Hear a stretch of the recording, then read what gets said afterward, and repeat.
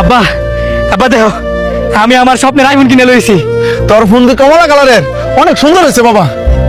তুমি অনেক খুশি হয়েছে আব্বা না? হরে আব্বা, অনেক খুশি হয়েছি। তোর খুশিতেই তো আমার খুশি। তুমি আব্বা এই ব্যাগটা লইয়া বাড়িতে যাও, আমি ফোনটা আমার বন্ধুরে নিয়ে দেয় গা। এই দেখ আইফোন লইছি। 17 Pro Max? নিশ্চয় চুরি করছস? চুরি করবো কি লিগা? আমার আব্বাই আমার কিনে দিছে। তোর আব্বাই তোর এটা কিনে দিছে? কাকার এত বড় একটা রূপ, আর তুই কাকার অপারেশন না করাইয়া স্বার্থপরের মতন আইফোন কিনে লাইছস? কি কস আমার আব্বার রোগ? আমার আব্বার রোগ আমি জানি না, আর তুই জানস?